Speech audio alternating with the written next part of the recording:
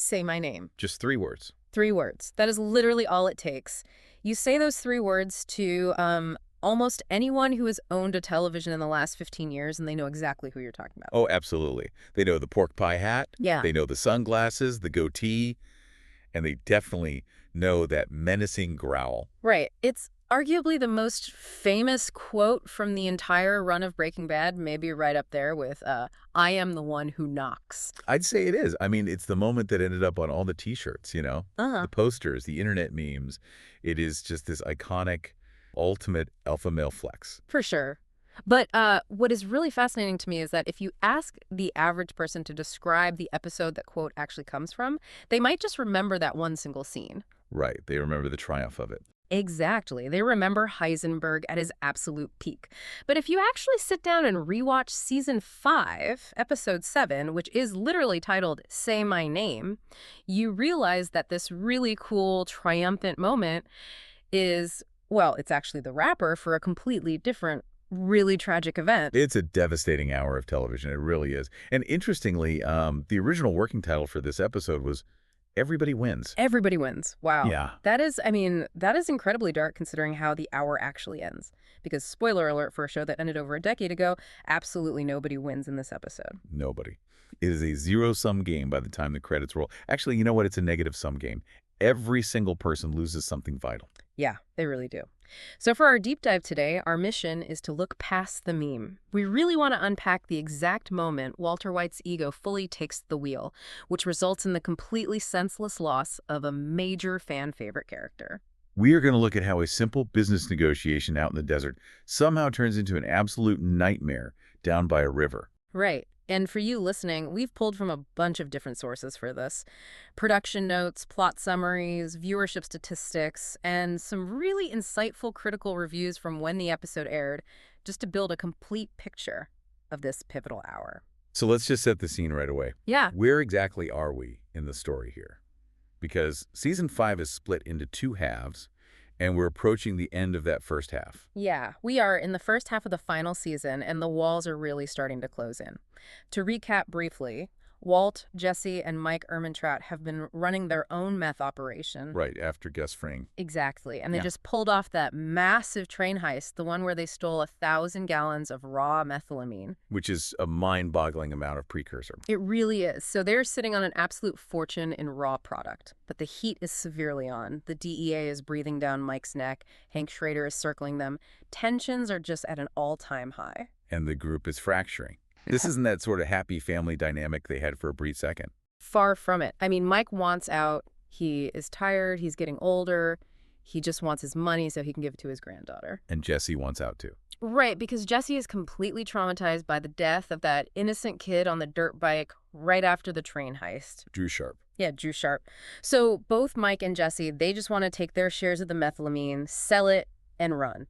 But Walt is just getting started. He is finally the king, and he has zero intention of abdicating the throne. Which brings us right to the desert. The desert deal. This is the scene that literally gives the episode its title. And I just have to say, purely on a visual level, this scene is striking. It's the opening act, and honestly, if you hit mute on your TV, you would think you were watching an old Sergio Leone movie. Oh, completely. The cinematography here is doing so much heavy lifting. You have these incredible wide shots, the really harsh New Mexico sunlight. The characters are arranged in a tense little triangle.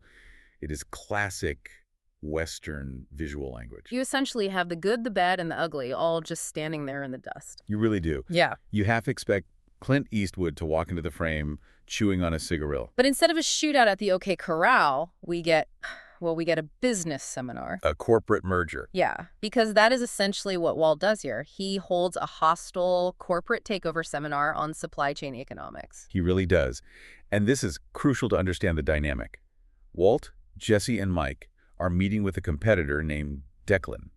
Declan runs a major distribution network out of Phoenix. He is the competition. And the deal on the table, the one that Mike and Jesse are desperate for, is actually very straightforward. They want to sell their share of the methylamine to Declan. Declan pays them $15 million, takes the chemical, and in exchange, the famous blue meth disappears from the market forever. It's a clean buyout. Declan's only real condition is that Walt's blue meth has to leave the market. He doesn't want the competition cutting into his margins. It's a clean break. Everyone walks away incredibly rich. $5 million for Mike? Exactly. Yeah. Mike gets his $5 million, Jesse gets his $5 million, and Walt gets his.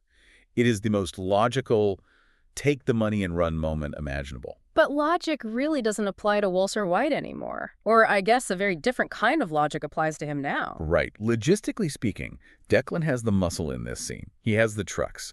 He has the territory. He could honestly just shoot Walt right there and take the methylamine. He could. But Walt pulls a Sherlock Holmes on him. He doesn't attack Declan with threats. He attacks the math. He counters the offer. And the way he does it is just so arrogant, but it's also mathematically undeniable. He gives this hardened drug lord a chemistry lesson right there in the dirt. Yes. But I want to drill down on this for you listening, because the show throws around the number 99.1% a lot. Walt says his product is 99.1% pure, while Declan's guys are cooking it maybe 70%. Yeah. At best, yeah. So to the average end user on the street, does that 30% gap really actually matter? Or is Walt just using marketing? Like, is a junkie really going to notice the difference between 70 and 99? That is the million-dollar question. Literally.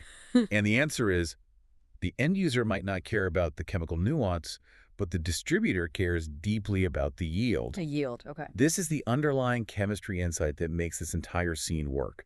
It is not just about the kick the user gets. It's about how much final sellable product you can create from the raw base material. Break that down for me. How does that work? Think of it like baking bread. Let's say you have a huge sack of flour. If you were a bad baker, maybe you waste a lot of flour on the floor, or you mess up the dough, or you burn a bunch of loaves in the oven, you might only get 50 loaves out of that sack. Right. But if you were an absolute master baker, you waste nothing. Your process is perfect. You get 100 loaves out of that exact same sack of flour. Ah, okay. So Walt isn't just selling a better high. He is selling better efficiency. Exactly. If you have 1,000 gallons of methylamine, which is what they just stole from the train, and you cook it with a 70% proficiency like Declan's guys, you are wasting a massive amount of incredibly rare raw material. You're leaving money on the table. You are throwing money down the drain with every single batch because the chemical reaction just isn't efficient. Oh. Walt does this math right there in the sand for Declan. He calculates that the 30% margin difference spread over the lifespan of those 1,000 gallons equals hundreds of millions of dollars in lost profit. Hundreds of millions. He basically looks Declan in the eye and tells him, "You are setting money on fire every single day you don't hire me." That is the core of his argument. He tells Declan that even if Declan gives Walt a huge share of the profits, say 35%, Declan will still make significantly more money distributing Walt's highly efficient product than he would selling his own low-grade stuff and keeping 100%. Because the pie gets so much bigger. Right. The yield is higher, the street demand is higher, and the brand value of the blue meth is higher. It's the Coke versus generic cola argument. Walt literally asks him, do you really want to live in a world without Coca-Cola? That is such a risky play, though. You are standing in the desert telling a violent cartel-level drug lord that he is bad at math and insulting his cooks to his face. It is incredibly arrogant. But notice Declan's face in that scene. He listens. He runs the numbers in his own head, and he knows Walt is right. Yeah. And this leads to the pivot. Walt constructs a new deal on the fly, where Declan pays Mike his $5 million immediately, essentially buying out Mike's share of the chemical, but Walt and Jesse stay in the game to cook. So Walt stops being the businessman in that moment. He gets exactly what he wants. He gets the distribution deal. He secures the bag. He does. But he doesn't walk away. He needs the cherry on top. A say my name moment. This is where that Western trope comes roaring back. Because in a Western, the gunslinger wins by reputation, right? Walt needs Declan to verbally acknowledge who is the actual alpha in this desert. Exactly. Declan asks him, who the hell are you? And Walt doesn't shout. He doesn't pull a gun. He just lowers his voice and asks a question. Say my name. And he definitely doesn't mean Walter White. No, not at all. He means the persona. He means the myth. Walt knows that the stories have spread through the underworld. He knows Declan has heard about what happened to Gus Fring. The man who killed Gus Fring, that is the exact reputation Walt is writing on. He literally blew up a nursing home to take out the biggest kingpin in the entire Southwest. And he is banking entirely on the fear that generates. He wants Declan to realize that the man standing in front of him, this very unassuming, middle-aged, bald man wearing a cheap windbreaker, is the monster who took down the cartel's biggest earner. And you see it happen. You see the realization wash over Declan's face. The gears are turning. He connects all the dots, the blue meth, the sudden vacuum in the market, the explosion, and he finally says it. "You're Heisenberg." And Walt replies, "You're goddamn right." Chills. I mean, every single time I watch it, it is so effective. It is electric television. But let's actually analyze what this really means for Walt as a character. This isn't about business anymore. Not at all. If it were about business, Walt would have taken the original $5 million buyout and retired. He has more than enough money to pay for his treatments and provide for his family. He could have gone home. He could have been done. He could have walked through the front door and told Skylar we're safe. It's over. But he can't do it. This specific scene represents the massive shift in Walt's core motivation. It is no longer about providing for his family. That excuse is completely gone by season 5. It's pure empire building now. Yes, it is about notoriety. He is relishing the reputation he has built. He wants to be the king. He wants people to fear the name Heisenberg. He is just constantly feeding this ego monster inside him. And while Walt is having this moment of supreme triumph out in the desert, feeling like an absolute god among men, the real world is crumbling back in Albuquerque for Mike. And this brings us to the next section of our deep dive. Right. Because while Walt is winning, Mike is definitely losing. The news tightens on Mike. This is the tragic counter-narrative of the episode. The structure here is brilliant because it's designed to show these two character trajectories violently crossing. Walt is ascending into a myth, while Mike is crashing hard back down to reality. Which is wild because Mike is usually the guy who is 10 steps ahead of everyone else. He's the ultimate fixer. He is the guy who checks under his own car for bombs. He plants bugs in his own house just to see if anyone breaks in. But the DEA is just relentless at this point. They really are. Hank is like a dog with a bone. Exactly. Mike discovers, through his own bugs, that the DEA has actually obtained a search warrant for his house. Now, Mike is a pro. He is prepared for this. We learn that he has a go bag stashed in the trunk of a car sitting at the airport parking lot. Right. It has stacks of cash, a fake passport, a gun. He's ready to disappear to another country at a moment's notice. So Hank and Steve Gomez show up. They completely tear his house apart, looking for anything tying him to Fring's empire. And they find absolutely nothing. Mike is way too careful. He literally just sits in his armchair watching old black and white movies while the DEA rips the drywall out of his living room. It's a testament to his intense discipline. But Hank is smart, too. He realizes that trying to catch Mike directly is like hitting a brick wall. So he changes tactics. He looks for the weak link in Mike's armor. The lawyer, Dan Waksberg. Right, Dan the lawyer. Hank instructs Steve Gomez to stop tailing Mike and focus entirely on the lawyer. And it pays off massively.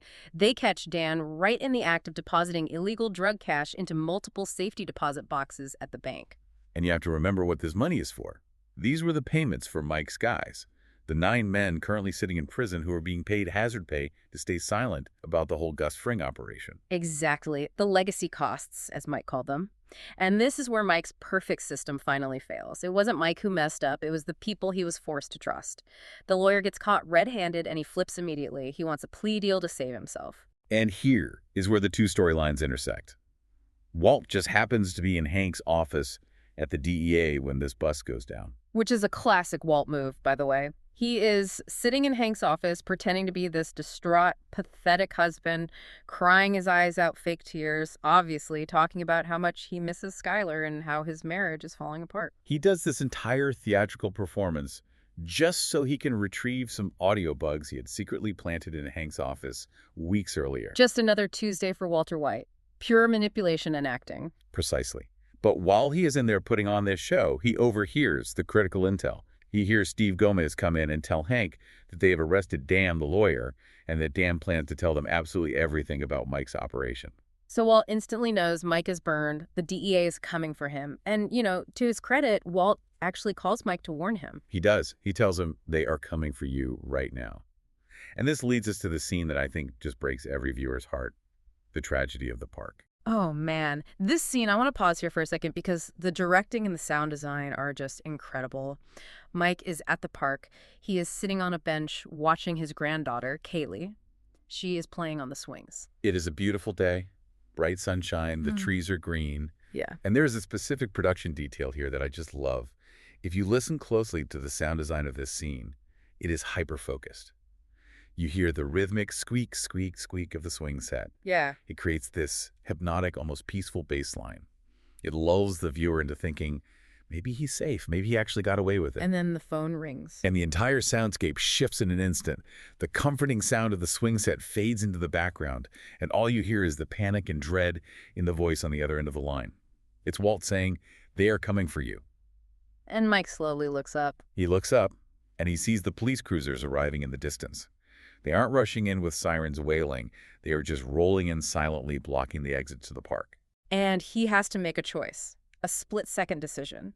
If you really think about it, this is a profound study in opportunity cost. Exactly. Mike does the brutal math in his head in a fraction of a second. Option A, he runs over to Kaylee, hugs her, says a proper goodbye, and gets violently tackled by the police right in front of her eyes. Option B, he turns and walks away, disappears forever, leaves her completely alone at the park. That breaks me every single time I watch it. Because as viewers, we know exactly why Mike did all of this terrible stuff. The millions of dollars, the brutal murders, the constant stress, it was all for her. It was entirely for her nest egg so she would be taken care of. And in the end, to save her from the lasting trauma of seeing her beloved grandfather arrested as a cartel hitman, he has to abandon her. He essentially has to ghost the only person he truly loves in the world. Do you think he made the right choice? I mean, from a psychological standpoint for the kid. That is the real tragedy of it, isn't it? There was no right choice left for him. If he stays, she is scarred for life by the arrest. If he leaves, she thinks her pop-pop just got tired of her and abandoned her at a public park. She's just a little kid. She doesn't know the cops are there for him. She just knows she turned around and he vanished. And the visual of him walking behind that large tree, it's like a ghost fading away into the background. He is already dead, in a way. The pop-pop version of Mike Ehrmantraut dies right there at the playground. It is the ultimate cost of his criminal lifestyle. He loses the only thing he ever really cared about. And that intense desperation, that sudden unplannable flight, sets up all the chaos of the next section. Because now, Mike is panicked. For the first time, he is truly off his game. So this leads us directly into the failed escape plan. Mike is on the run. He's hot. Every cop in Albuquerque is looking for him. But he doesn't have any of his stuff. His go bag is still in that trunk at the airport. He is completely stuck. He can't go to the airport himself because they are probably watching it, so he calls Saul Goodman. But Saul can't go get the bag either. Saul knows the DEA is watching his law office too.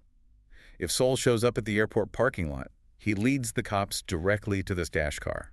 So Jesse volunteers. Jesse is sitting right there in Saul's office. And Jesse is fiercely loyal. He loves Mike in his own somewhat dysfunctional way. He looks at Saul and says, I'll go get the bag. And this is the bitter irony that ultimately seals Mike's fate. Mike refuses the offer. Why, though? Why not just let Jesse do it? It solves the problem. Because he is deeply protective. Mike thinks Jesse is too high profile. He worries Jesse might be spotted by the cops or get caught holding a bag full of guns and cash. He doesn't want to risk the kid's life for freedom. Mike has developed this very paternal instinct for Jesse over the last few seasons, so he firmly says no to Jesse. Which leaves literally only one person available to make the run. Walter White. The absolute last person on Earth Mike wants to see right now. Exactly. By trying to protect Jesse, Mike inadvertently hands his own life over to Walt. It is a decision made purely out of care and love that results in total catastrophe. So Walt goes to the airport. He finds the car. He retrieves the bag. He looks inside and sees the cash, the fake passport, and the revolver. And then he drives out to the middle of nowhere to meet Mike at the agreed drop-off point. And this brings us to the climax of the episode, the confrontation and the shot. I remember watching this when it first aired back in 2012. Social media absolutely melted down. But looking back at it now, the setup feels almost, I don't know, awkward. The vibe in this scene is just incredibly toxic. Walt pulls up. Mike is waiting by his car. Mike just wants the bag so he can leave the state. He is completely done. He never wants to see Walter White again. But Walt is. Yeah. Well, Walt is Walt. He refuses to hand over the bag immediately. He holds it hostage. Because he wants the names? Right. He is utterly obsessed with those 9 guys in prison. Now that Dan the lawyer has flipped to the DEA, Walt is terrified that those 9 guys are going to start talking to save themselves. He wants their names so he can handle them. Which means kill them. Let's be very clear about what Walt is implying. Yes, he wants to have them violently silenced inside the prison. And he demands the list of names from Mike before he'll hand over the money. And Mike flat out refuses. Mike has a strict code. He is a criminal, but he has ethics. He isn't going to give up his guys to be slaughtered just to save Walt's skin. He snatches the bag out of Walt's hands, and then the explosion happens. The argument. Yeah. Mike turns back to Walt and delivers what is probably the most scathing, blisteringly accurate deconstruction of Walter White we've ever seen on the show. It is a monologue for the ages. Jonathan Banks delivers it perfectly. Mike looks at him with pure disgust and says, "We had a good thing, you stupid son of a bitch. We had Fring, we had a lab, we had everything we needed, and it all ran like clockwork." He is laying it all out. He is telling him, you broke it. You ruined a perfectly functional, highly profitable operation. And then he delivers the final crushing blow. Yeah. He says, "You just had to be the man. If you'd done your job, known your place, we'd all be fine right now." You just had to be the man. That is really the core of the entire series, isn't it? It pierces Walt's ego like a dagger. Mike is telling him that his supposed genius is actually worthless because his pride is completely destructive. He is telling him straight to his face that he is not a king. Mm-hmm. He is just a reckless wrecking ball. And Walt's reaction, he is humiliated. He is furious. His face just twitches with rage. Mike turns his back, gets in his car to leave, and Walt is just standing there silently fuming. And then Walt realizes something. He looks down. He realizes the revolver that was in the go bag is now in his pocket. He took it out before he handed the bag over. And he snaps. He briskly walks right up to the car window, raises the gun, and he shoots Mike. Right through the glass. It is genuinely shocking because it is so pathetic. It wasn't a strategic chess move. It wasn't self-defense. Mike wasn't threatening him at all. Mike was literally driving away forever. Walt shot him simply because Mike hurt his feelings. It was a temper tantrum with a loaded weapon. It is the very definition of narcissistic rage. Now, I want to address something here for a second, because you mentioned the critics earlier. When this episode originally came out, a lot of people felt the setup for this was a bit of a plot hole. You are touching on a point that critics actually hammered on quite a bit at the time. Alan Sepinwall, who is one of the absolute heavyweights of TV criticism, gave this episode a really great review overall, but he pointed out a specific contrivance. Is this the "why did Mike ever trust Walt in the first place" argument? Exactly. Sepinwall argued that Mike Ehrmantraut, the highly trained ex-cop, the guy who checks under his car for bombs, the guy who was profoundly paranoid about everything, would never in a million years let Walter White hold his escape bag. Especially not when he knows full well how unstable and treacherous Walt is. I have to say, I kind of agree with Sepinwall there. It felt a little like the writers desperately needed Mike to die in this episode, so they made Mike momentarily stupid to get him into that vulnerable position. I completely see that perspective. It does feel a bit forced on paper, but I want to offer a counter-argument to that. You really have to look at Mike's state of mind in that specific hour. Okay. He has been up for days. The feds just tossed his house and seized his assets. He just had to abandon his young granddaughter at a park, which probably broke his heart. He is physically and emotionally exhausted. So you're saying it's mostly fatigue? Fatigue and sheer desperation. When you are drowning, you reach for the only hand available, even if it happens to be the hand of the guy you hate most in the world. He just wanted to leave. He let his legendary guard down for 10 seconds because he just wanted the nightmare to be over. Fair enough. That makes sense. So the shot is fired. Mike's car rolls forward and crashes. Walt follows the trail of blood. And we get to the death of Mike Ehrmantraut. Mike has stumbled out of the crashed car. He is down by the edge of the riverbank. He's just sitting on a fallen log, mortally wounded. And the imagery here is surprisingly beautifully peaceful. The river is flowing quietly. There are ducks swimming by. And Walt catches up to him, walking through the brush, gun still in his hand. And then the realization hits Walt. This is what fundamentally distinguishes this murder from all the others Walt has committed. Walt looks at Mike bleeding out, and the adrenaline of the temper tantrum fades, and he says, "I just realized that Lydia has the names. I can get them from her." He actually admits it out loud. He says, "I'm sorry, I didn't need to shoot you." It is the ultimate admission of utter incompetence. He killed a man, his own partner, for absolutely no logical reason. It was pure reactive ego. He could have just let Mike drive away to Alaska or wherever, called Lydia in Houston, and gotten the prison list from her. It turns the entire scene from a dark gangster tragedy into a dark farce. It really underlines the senselessness of it all. It's the show loudly telling the audience, this wasn't a cool mob hit. This was a catastrophic screw-up by an amateur. And Walt actually tries to apologize. He starts to say, I'm sorry. And Mike just cuts him right off with his final words. Shut the fuck up and let me die in peace. And that's it. Mike stares across the water, succumbs to the wound, and falls over. Gone. It is such a quiet, powerful ending for that specific character. He lived his entire life surrounded by violence and noise and lies, and in the very end, he just wanted silence. He didn't want to hear Walt's frantic justifications anymore. It is a perfect send-off. Mike lived by a strict code of silence. He hated Walt's constant rambling, his rationalizations, his endless lies. In his final fading moment, he just wanted the noise of Walter White to stop. Let's talk about the production side for a second here, because this episode feels really special behind the scenes, too. It was. It was written and directed by Thomas Schnauz. And get this, it was his first ever professional television directing gig. Are you kidding? Talk about hitting a grand slam on your first at-bat, first time in the director's chair, and you are handed the script where you have to kill off a beloved main character. No pressure at all. Seriously. But Vince Gilligan, the creator of the show, has repeatedly called this one of his absolute favorite moments in the entire series. He described the final river scene as a sad moment. Beautifully written. And what about Jonathan Banks, the actor who played Mike? What was his take on it? I can't imagine what it's like to inhabit a character for that long. I mean, he was a huge part of seasons 2, 3, 4, and 5, and then get this script that just says, you die today. Banks is a total realist about the business. He said the death didn't surprise him in the least. He always said in interviews that Mike was, at his core, the bad guy. And in the moral universe of this show, the bad guys eventually gotta die. True. Although, thankfully for all of us, he reprised the role in Better Call Saul and the movie El Camino, so we definitely got to see a lot more of Mike Ehrmantraut later on. We did.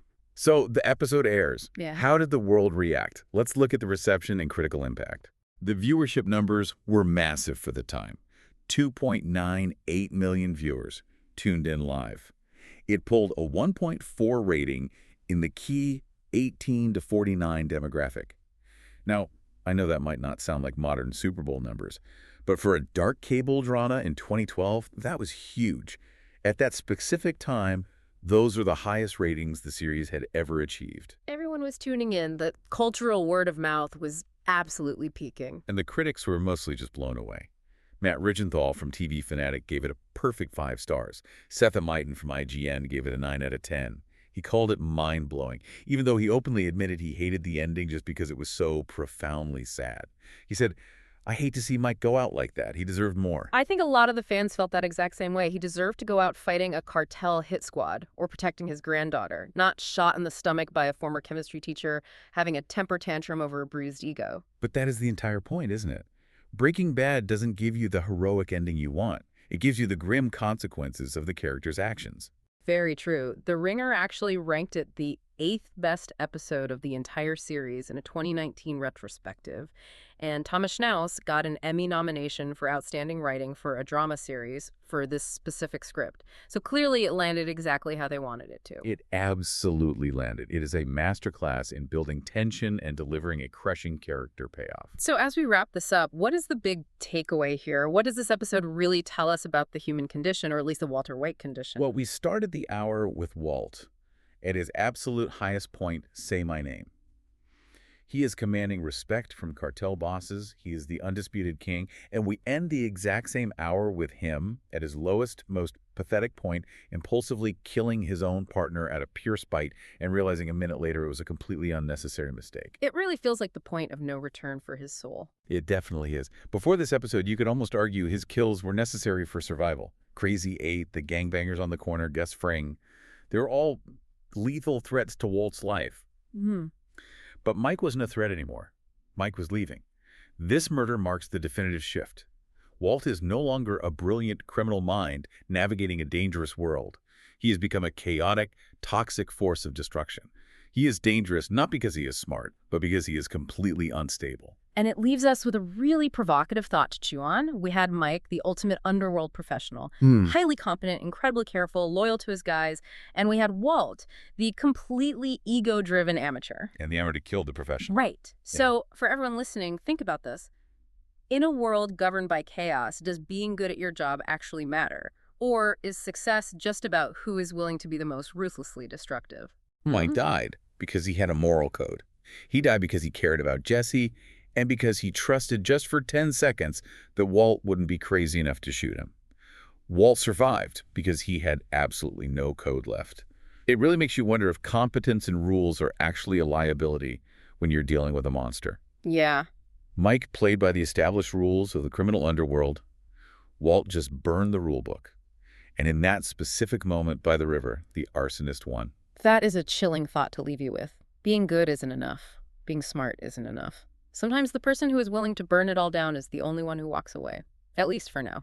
At least for now. Thanks for listening to this deep dive into Say My Name. We'll catch you on the next one. Thank you.